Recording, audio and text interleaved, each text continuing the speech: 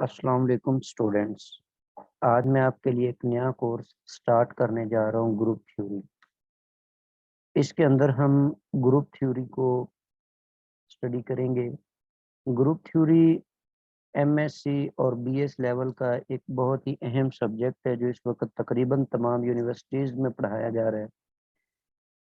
ये सब्जेक्ट इस हवाले से भी बहुत ज़्यादा अहमियत का हामिल है कि अलजबरा के जितने भी बाकी सारे कोर्सेज़ हैं, जैसा कि लीनियर अलजबरा है, रिंग थ्योरी है, फील्ड है, उस उन तमाम कोर्सेज के अंदर इसको बुनियादी अहमियत हासिल है, क्योंकि उन तमाम के अंदर ग्रुप जो है, ग्रुप का स्ट्रक्चर ये लाजिम व मलजूम है उनको डिफाइन करने के लिए। इस लिहाज से ये कोर्स बहुत ज़्यादा अहम है। हमारे इस लेक्चर सीरीज स्टार्ट करने का मकसद ये है कि हम इसके अंदर जितने भी हमारे मैथमेटिक्स से रिलेटेड एग्ज़ाम होते हैं, पीपीएससी के थ्रू लेक्चरर का है या एसएसटी का है, इस तरह के जितने भी एग्ज़ाम्स होते हैं उनके लिए हमने इस सब्जेक्ट को तैयार करना है। अब यहाँ पर इसकी जब मैं तैयारी करवा रहा हूँ तो इनमें कुछ नुमायाँ खसूसियात हमारे लेक्चर्स में ये होंगी कि जितने भी प्रीवियस पेपर्स हैं उनके अंदर आए हुए क्वेश्चंस भी हम इन लेक्चर्स में सॉल्व करेंगे, और जो टॉपिक भी हम स्टार्ट करेंगे उसको हम एग्जाम्पलीफाई करेंगे। मतलब हर टॉपिक के साथ उसकी एग्जाम्पल होगी, एमसीक्यूज की सूरत में भी और सब्जेक्टिव क्वेश्चंस की सूरत में भी। तो आपसे एक रिक्वेस्ट है कि इन लेक्चर्स को आपने रेगुलरली देखना है और साथ साथ इनको तैयार करना है। 3 से 4 लेक्चर्स के एंड पे जब एक चैप्टर हम मुकम्मल कर लेंगे तो एक आपका क्विज भी होगा, तो उसमें भी आपने शमूलियत करनी है। और इसके अलावा ये एक कोर्स का ये जो ग्रुप थ्योरी हमने स्टार्ट किया, इसका हमने ड्यूरेशन रखा है 4 वीक्स।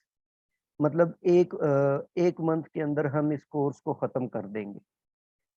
और दूसरी बात ये है कि क्योंकि हम इसको पीपीएससी के टेस्ट या फिर एफपीएससी के टेस्ट उनके हवाले से इस कोर्स को करने जा रहे हैं, तो इसीलिए इसके अंदर जो बड़े-बड़े थ्योरम्स हैं, उनके जो प्रूफ्स वगैरह वो हम नहीं करेंगे। जस्ट एप्लीकेशन के हवाले से हमने इस कोर्स को करना है। तो लेट्स स्टार्ट टुडे। आज हम ग्रुप थ्योरी की कुछ बेसिक्स जो है उनके बारे में पढ़ते हैं। अच्छा, ये स्टार्ट लेने से पहले आपके लिए मैं कुछ बुक्स रिकमेंड करूँगा। हमने जितना भी मटेरियल इन लेक्चर्स के दौरान स्टडी करना है वो इन 5 बुक्स में से होगा। इसमें से सबसे पहले जो बुक है वो है टॉपिक्स इन अलजबरा। ये आईएन हर्स्टीन की लिखी हुई है, सेकंड एडिशन में यूज़ कर रहा हूँ। तो बहुत खूबसूरत ये किताब है। इसके अंदर बहुत ज़बरदस्त किस्म की एग्जांपल्स भी दी हुई हैं, एक्सरसाइजेज भी बहुत सारी हैं। इसके बाद है सेकंड बुक है एब्स्ट्रैक्ट अलजबरा, डुमिट एंड फुटी की लिखी हुई है। तो ये भी बहुत अहम किताब है ग्रुप थ्योरी और रिंग थ्योरी के हवाले से। थर्ड वन है हमारे पास theory of groups by doctor Abdul Majeed. ये डॉक्टर अब्दुल मजीद पाकिस्तानी ऑथर हैं। ये एक पाकिस्तानी ऑथर की बहुत ज़बरदस्त लिखी हुई किताब है। फोर्थ बुक है contemporary abstract algebra by J A galleon. Examples और एक्सरसाइजेज के लिहाज से ये बहुत ही ज़बरदस्त किताब है। और फिफ्थ वन है a course in abstract algebra by Vijay Khanna. ये एक इंडियन ऑथर है, इनकी लिखी हुई किताब है। बहुत ज़्यादा एग्जाम्पल्स जो हैं वो इस बुक के अंदर सॉल्व की हुई हैं। जी, नेक्स्ट हम स्टार्ट लेते हैं बाइनरी ऑपरेशन से। मतलब ग्रुप ये जितने भी अलजेब्रिक स्ट्रक्चर्स होते हैं, जैसे ग्रुप है, वेक्टर स्पेस है, फील्ड है, रिंग्स हैं, इनके अंदर बाइनरी ऑपरेशन को एक बहुत ही ज़्यादा अहमियत हासिल है। एक बाइनरी ऑपरेशन के ऊपर ही इन स्ट्रक्चर्स को हम डिफाइन करते हैं। तो बाइनरी ऑपरेशन होता क्या है? बाइनरी ऑपरेशन को हम इस तरह से डिफाइन करते हैं कि a binary operation on a non empty set G is a function asterisk from G cross G to G it is denoted by a asterisk b for a b belonging to G. क्या मतलब है इसका? आपको पता होगा Cartesian product जो होता है दो सेट्स का। अब यहाँ पर मैंने जी क्रॉस जी लिया है, मतलब जी का जी के साथ ही मैंने कार्टेशियन प्रोडक्ट लिया हुआ है। तो इसका मतलब जी क्रॉस जी जो सेट है इसके अंदर सारे ऑर्डर पेयर्स पड़े हुए हैं, और हर ऑर्डर पेयर में दो एलिमेंट्स होते हैं। फर्स्ट एलिमेंट भी जी से बिलोंग करता है और सेकंड एलिमेंट भी जी से बिलोंग करता है। तो स्टेरिक को हम ये कह रहे हैं कि ये एक ऑपरेशन होता है, बाइनरी ऑपरेशन जो होता है ये एक फंक्शन होता है। जी क्रॉस जी टू जी का मतलब ये है कि आप एक ऑर्डर पेयर पिक करेंगे। ऑर्डर पेयर पिक करने का मतलब है कि दो एलिमेंट्स जो जी में से ही आएंगे, ठीक है, और उनका आपस में कोई मतलब ऑपरेशन होगा या रिलेशन होगा जिससे हम रिलेट करेंगे जी के किसी एलिमेंट को, ठीक है। तो एग्जाम्पल के तौर पे जैसे एडिशन है, ऑर्डिनरी एडिशन और ऑर्डिनरी मल्टीप्लिकेशन, ये जो आम आप नंबर्स को जमा करते हैं और ज़रब देते हैं, उन्हीं की मैं मिसाल ले रहा हूँ कि ये दोनों जो है ये सेट ऑफ नेचुरल नंबर पर, सेट ऑफ इंटीजर्स पे, सेट ऑफ रेशनल नंबर पे, सेट ऑफ रियल नंबर पे, सेट ऑफ कॉम्प्लेक्स नंबर पे, इन तमाम सेट्स पर ये दोनों बाइनरी ऑपरेशन है। इसका मतलब ये है कि जैसे सेट ऑफ नेचुरल नंबर है, उसमें से आप कोई दो नंबर्स पिक करेंगे, ठीक है, उनको जब आप ऐड करेंगे, उनको जमा कर देंगे, जो हमें रिजल्ट मिलेगा वो भी कोई नेचुरल नंबर होगा, ठीक है। इसी तरह मल्टीप्लिकेशन है कि कोई दो नेचुरल नंबर्स उठाते हैं, उनको मल्टीप्लाई करते हैं, तो जो रिजल्ट हमें मिलता है वो भी अगेन एक नेचुरल नंबर होता है। तो इस लिहाज से बाइनरी ऑपरेशन जो होता है ये इसकी प्रॉपर्टी के अकॉर्डिंग हम इसको एक और नाम भी देते हैं, कुलैयर प्रॉपर्टी, ठीक है ना। मतलब उसी को उसको इसी तरह स्टेट करते हैं कि कोई दो एलिमेंट्स उठाएं, उन पर बाइनरी ऑपरेशन अप्लाई करें, जो रिजल्ट हो वो उसी सेट को बिलोंग कर जाए, तो हम कहते हैं कि वो सेट जो है वो क्लोज्ड अंडर दैट ऑपरेशन है। अच्छा, नीचे एक और एग्जांपल दी हुई है कि addition is not a binary operation in set of irrational numbers because for example there are two numbers under root two and minus square root two, ये दोनों इररेशनल नंबर्स हैं। स्क्वायर रूट टू भी और negative square root two, ये दोनों जो है ये इरेशनल नंबर्स हैं। जब इनका हम सम करते हैं तो ये जीरो आ जाता है, जबकि जीरो जो है ये इरेशनल नहीं है। इसका मतलब मैंने दो नंबर्स पिक किए, इरेशनल थे, उनका जो सम है वो इरेशनल नहीं है, इस सेट ऑफ इरेशनल को बिलोंग नहीं करता। तो इसका मतलब है कि एडिशन जो है ये सेट ऑफ इरेशनल में बाइनरी ऑपरेशन नहीं है। इसी तरह मल्टीप्लिकेशन को चेक करने के लिए मैंने दो नंबर्स पिक किए जो कि इरेशनल हैं, एक अंडर रूट टू ले लिया और दूसरा जो है स्क्वायर रूट एट ले लिया। ये दोनों इरेशनल हैं, जब मैं इनको मल्टीप्लाई करता हूँ तो ये बन जाता है फोर, जो कि इरेशनल नहीं है। इसका मतलब है जो मल्टीप्लिकेशन है ये भी इनके अंदर इरेशनल्स में जो है ये बाइनरी ऑपरेशन नहीं है। तो ये बाइनरी ऑपरेशन चेक करने का यही तरीका है कि आप उस सेट में से दो नंबर्स पिक करें, कोई भी नंबर हो सकते हैं, उनको जब आप ऐड करें तो वो जो रिजल्ट है उसी सेट में आना चाहिए, मल्टीप्लाई करें तो वो भी उसी सेट में आना चाहिए।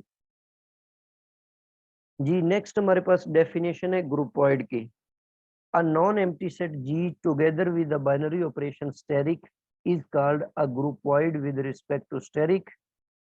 या फिर मतलब ये है कि एक सेट आपने लिया, जी जी एक सेट ले लिया, और स्टेरिक जो है वो उस सेट के ऊपर बाइनरी ऑपरेशन है, ठीक है। मतलब बाइनरी ऑपरेशन, या फिर हम ये कह सकते हैं कि जी जो है वो एक सेट है और स्टेरिक के लिहाज से वो कुलैयर प्रॉपर्टी को सेटिस्फाई कर रहा है, तो फिर हम उस सेट को कहेंगे कि वो ग्रुपॉइड है विद रिस्पेक्ट टू स्टेरिक। जैसे सेट ऑफ नेचुरल नंबर की हमने बात की थी प्रीवियसली, मैंने कुछ एग्जांपल्स जो दिए हैं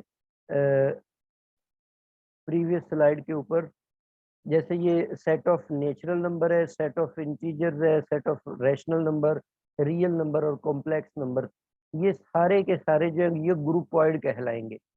मतलब एक सेट बाइनरी ऑपरेशन उस पर डिफाइन है स्टेरिक, तो वो सेट बाइनरी ऑपरेशन स्टेरिक के लिहाज से ग्रुपॉइड कहलाएगा।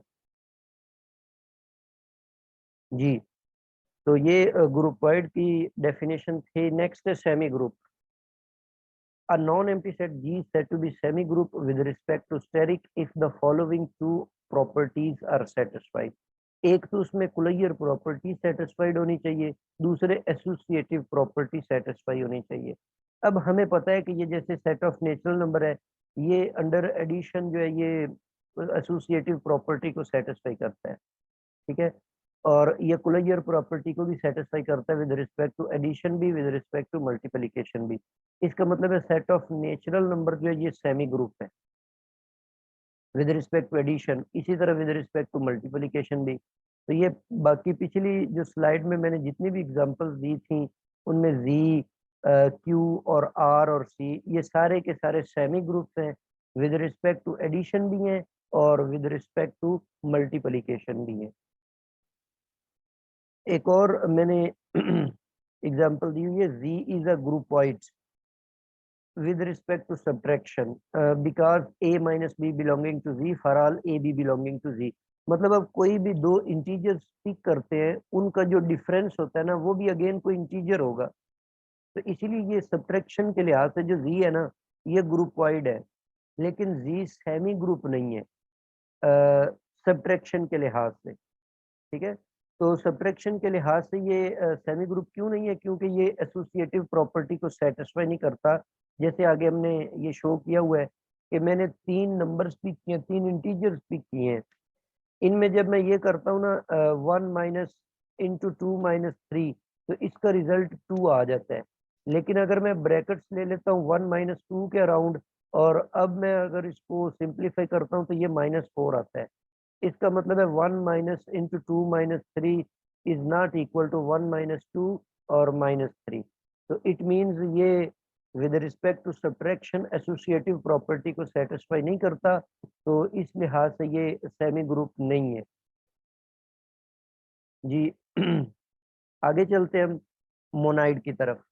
जो सबसे पहले हमने ग्रुपवाइड को डिफाइन किया, ग्रुपवाइड में सिर्फ एक प्रॉपर्टी थी कि वो कुलैयर प्रॉपर्टी को सेटिस्फाई करता है।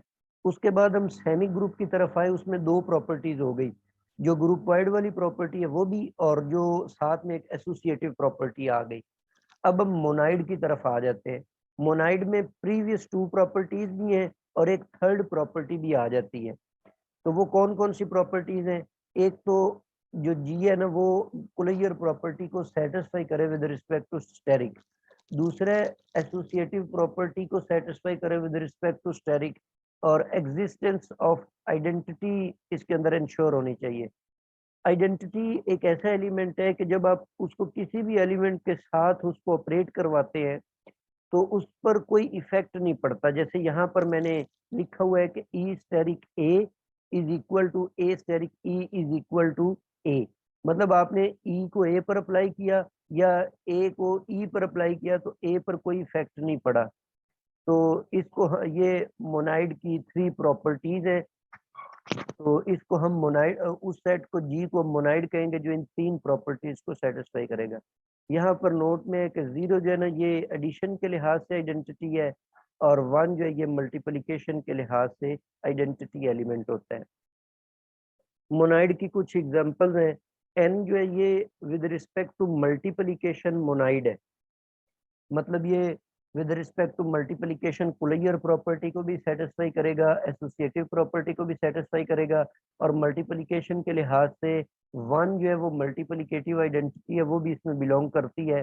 तो इसका मतलब है एन जो है वो मल्टीप्लिकेशन के लिहाज से मोनाइड है। लेकिन एन जो है ये एडिशन के लिहाज से मोनाइड नहीं है, क्योंकि ये उसको कुलैयर प्रॉपर्टी को तो सेटिस्फाई करता है, एसोसिएटिव प्रॉपर्टी को भी एडिशन के लिहाज से सेटिस्फाई करता है, लेकिन एडिटिव आइडेंटिटी होती है जीरो, वो एन को बिलोंग नहीं करती, ठीक है। इस लिहाज से एन जो है वो मोनाइड नहीं है।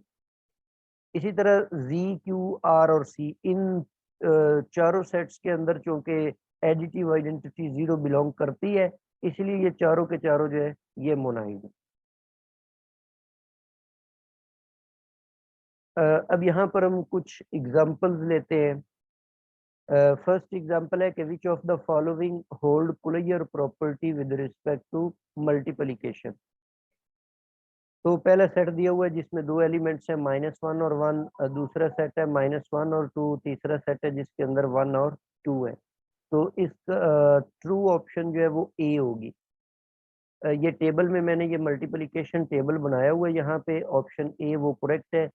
सेकंड जो बी ऑप्शन है वो दुरुस्त नहीं है, क्योंकि अगर आप -1 और 2 को मल्टीप्लाई करते हैं ना तो वो -2 बनता है, जो कि सेट में नहीं है, तो ये क्लियर प्रॉपर्टी को सेटिस्फाई नहीं करता।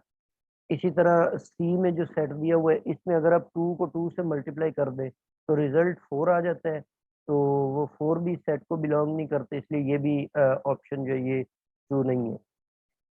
तो नेक्स्ट एक एग्जांपल यहाँ पर और भी दी हुई है।